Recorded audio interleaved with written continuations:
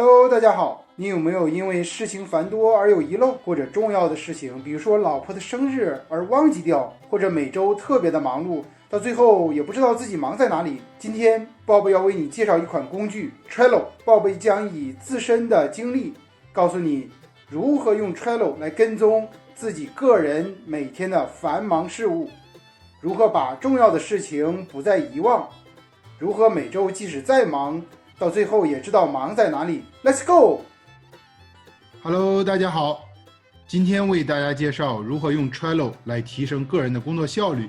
我们可以看到，在这个板当中有这样的几列：第一列项目，第二列下周要做的任务，第三列本周任务，第四列今天任务，第五列完成的任务，第六列有时可能会去想起来做的任务。我们接下来介绍每一列。第一列项目，针对于项目，它是一个长期的项目。比如说第一个项目 YouTuber， 这是我当前正在做的。如果大家觉得这个视频会对你的工作效率有提升有帮助，欢迎订阅我的 YouTube 频道。在 YouTube 频道当中，我会为大家介绍各种非常有用的工具。第二个项目敏捷在不同的企业当中是如何实践的。第二列是下周要进行的任务。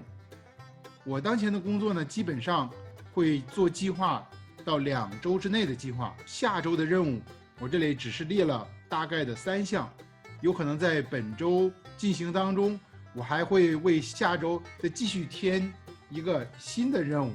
当然，本周第3列是本周任务，在本周的任务当中呢，也有可能在本周进行过程当中有一个紧急的新的任务，我们需要去为某一个事情要做一个新视频，或者要写一篇新的文章，那新的任务产生了，我也会在本周当中插入一条新的任务。接下来是今天，也就是今天我需要做一些什么样的事情。再下一列是完成，已完成的那些任务。最后一列是有时，这一列代表的有的时候我会有一些新的想法，把我的新的想法记录在这里。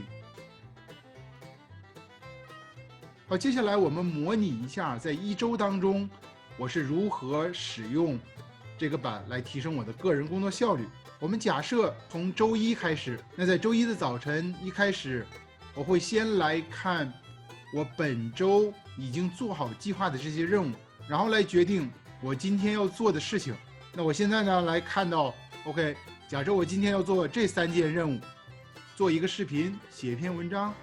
还有新冒出来那个新的任务，我也打算今天完成。这是我今天要打算做的3件事情，3件任务。随着时间的流逝，我这3件任务完成了2件，新的那件任务并没有完成。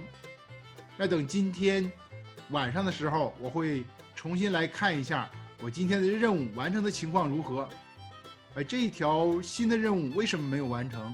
周2、周3、周4、周5、周6，每天都在不断的重复刚才这个过程，都会在每天的早晨，我来打开 Trello， 把本周的任务挪动到当天，当天的任务完成，我会挪动到完成。那如果有新的任务，我会从下周挪到本周的，因为这个任务它会变得特别重要，我会及时的调整。